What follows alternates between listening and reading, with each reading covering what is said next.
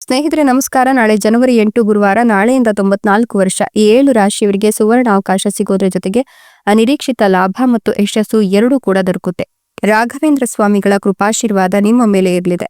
ಗುರುರಾಯರ ಅನುಗ್ರಹ ಆಶೀರ್ವಾದವನ್ನು ಪಡಿತಿರತಕ್ಕಂತ ಆ ರಾಶಿಗಳು ಯಾವುವು ನೋಡೋಣ. ಅದಕ್ಕಿಂತ ಮೊದಲು ನೀವು ಕೂಡ ರಾಯರ ಭಕ್ತರಾಗಿದ್ರೆ ಈಗಲೇ ಈ ವಿಡಿಯೋಗೊಂದು ಲೈಕ್ ಕೊಟ್ಟು ಪ್ರತಿದಿನ ದಿನ ಭವಿಷ್ಯ ತಿಳಿಯಲು ನಮ್ಮ ಚಾನೆಲ್ ಅನ್ನ ಸಬ್ಸ್ಕ್ರೈಬ್ ಮಾಡಿ. ಹಾಗೆ ಬೇಗನೆ ನಮ್ಮ ವಿಡಿಯೋದ ನೋಟಿಫಿಕೇಶನ್ ಪಡೆಯಲು ಬೆಲ್ ಬಟನ್ ಕ್ಲಿಕ್ ಮಾಡಿ ಆಲ್ ಅಂತ ಕ್ಲಿಕ್ ಮಾಡ್ಕೊಳ್ಳಿ. ನಿಮ್ಮ ಜೀವನದ ಸಕಲ ಸಮಸ್ಯೆಗಳಾದಂತಹ ಸತಿಪತಿ ಕಲಹ, ಪ್ರೀತಿಯಲ್ಲಿ ಮೋಸ, ಭೂಮಿ ವಿಚಾರ, ಕೋರ್ಟ್ ಕೇಸ್, ವ್ಯಾಪಾರ, ಹಣಕಾಸಿನ ತೊಂದರೆ, ಸಾಲಬಾಧೆ, ಸ್ತ್ರೀಯರ ಗುಪ್ತ ಸಮಸ್ಯೆ, ಹೀಗೆ ಹಲವಾರು ಸಮಸ್ಯೆಗಳಿಗೆ ಶಾಶ್ವತ ಪರಿಹಾರ ಮಾಡಿಕೊಡ್ತಾರೆ. ಡಿಸ್ಪ್ಲೇ ಮೇಲೆ ಕಾಣ್ತಕ್ಕಂಥ ಗುರುಜಿ ನಂಬರ್ಗೆ ಒಮ್ಮೆ ಕರೆ ಮಾಡಿ ನೋಡಿ.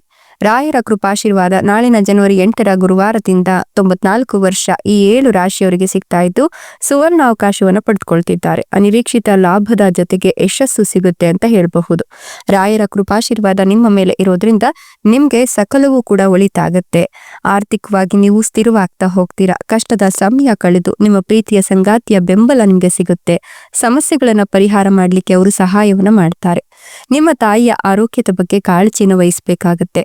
ಬಹು ನಿರೀಕ್ಷಿತ ಶುಭ ಸುದ್ದಿಗಳನ್ನ ನೀವು ಪಡೆದುಕೊಳ್ತೀರಾ. ಈ ಸಮಯದಲ್ಲಿ ಅದೃಷ್ಟವು ಸಂಪೂರ್ಣವಾಗಿ ನಿಮ್ಮ ಪರವಾಗಿರಲಿದೆ. ದೇಶ ವಿದೇಶಗಳ ಜನರಿಂದ ಹೇರಳವಾದ ಬೆಂಬಲ ಮತ್ತೆ ಸಹಕಾರವನ್ನು ಪಡ್ಕೊಳ್ತೀರಾ. ನಿಮ್ಮ ಕೆಲಸವನ್ನ ಉತ್ತಮವಾಗಿ ನಿರ್ವಹಿಸಲು ಸಹಾಯವಾಗುತ್ತೆ. ವೃತ್ತಿ ಮತ್ತು ವ್ಯವಹಾರ ಪ್ರಗತಿಯ ಸಾಧ್ಯತೆ ಇದ್ದು ವ್ಯವಹಾರದಲ್ಲಿರ್ತಕ್ಕಂಥವರು ಈ ಒಂದು ಸಂದರ್ಭದಲ್ಲಿ ಅತ್ಯಂತ ಪ್ರಯೋಜನಕಾರಿ ಅಂಶಗಳನ್ನ ಕಾಣ್ತಾರೆ. ಪ್ರಮುಖ ವ್ಯಾಪಾರ ಒಪ್ಪಂದವೊಂದು ಮುಕ್ತಾಯಗೊಳ್ಳುತ್ತೆ. ನೀವು ಹಣವನ್ನ ಒಂದು ಯೋಜನೆ ಅಥವಾ ರಿಯಲ್ ಎಸ್ಟೇಟ್ ನಲ್ಲಿ ಹೂಡಿಕೆ ಮಾಡಬಹುದು. ದೀರ್ಘಕಾಲದ ಸಮಸ್ಯೆಗೆ ಪರಿಹಾರ ಅನ್ನೋದು ಸಿಗುತ್ತೆ. ನಿಮ್ಮ ಆತ್ಮವಿಶ್ವಾಸ ನಿಮ್ಗೆ ಉತ್ತಮ ಯಶಸ್ಸನ್ನ ತಂದುಕೊಡುತ್ತೆ.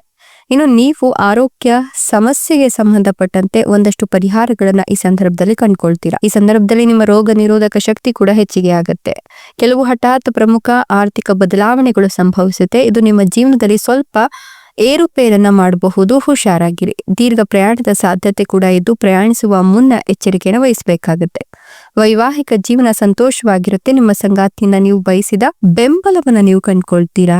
ಜೊತೆಗೆ ನಿಮ್ಮ ಕುಟುಂಬ, ವೃತ್ತಿ ಮತ್ತು ವ್ಯವಹಾರದ ಕಾಳಜಿಗಳಲ್ಲಿ ನೀವು ಯಾವಾಗಲೂ ಕೂಡ ಮುಳುಗಿರ್ತೀರಾ. ಕುಟುಂಬ ಸದಸ್ಯರಿಂದ ನಿರೀಕ್ಷಿತ ಬೆಂಬಲ ಸಿಗದ ಕಾರಣ ನೀವು ಖಿನ್ನತೆಗೆ ಒಳಗಾಗುವ ಸಾಧ್ಯತೆ ಇದ್ದು ವೈಯಕ್ತಿಕ ಸಮಸ್ಯೆಗಳು ನಿಮ್ಮ ಕೆಲಸದ ಮೇಲೂ ಕೂಡ ಪರಿಣಾಮ ಬೀರುತ್ತೆ. ಹೀಗಾಗಿ ಯಾರ ಮೇಲೂ ಕೂಡ ನೀವು ಡಿಪೆಂಡ್ ಆಗೋಕೆ ಹೋಗ್ಬೇಡಿ. ಬಾಸ್ನ ಕೋಪಕ್ಕೆ ನೀವು ಗುರಿಯಾಗ್ತೀರಾ. ಹೀಗಾಗಿ ಇದು ನಿಮ್ಮ ಇಮೇಜ್ ಅನ್ನ ಹಾಳು ಮಾಡಬಹುದು. ಸಾಧ್ಯವಾದಷ್ಟು ನಿಮ್ ಕೆಲಸವನ್ನ ನೀವು ಮಾಡ್ಕೊಂಡು ಹೋಗಿ. ಮನೆ ದುರಸ್ತಿ ಅಥವಾ ಐಷಾರಾಮಿ ವಸ್ತುಗಳಿಗೆ ಮಾತ್ರವಲ್ಲದೆ ಕುಟುಂಬ ಸದಸ್ಯರ ಆರೋಗ್ಯಕ್ಕೂ ಕೂಡ ಈ ಸಂದರ್ಭದಲ್ಲಿ ಹೆಚ್ಚಿನ ಹಣವನ್ನ ಖರ್ಚು ಮಾಡಬೇಕಾಗುತ್ತೆ. ವಿದ್ಯಾರ್ಥಿಗಳು ಅಪೇಕ್ಷಿತ ಯಶಸ್ಸನ್ನ ಸಾಧಿಸಲು ಶ್ರಮ ವಹಿಸಿದ್ರೆ ಖಂಡಿತವಾಗಿಯೂ ಕೂಡ ಲಾಭವನ್ನ ಕಂಡುಕೊಳ್ತಾರೆ.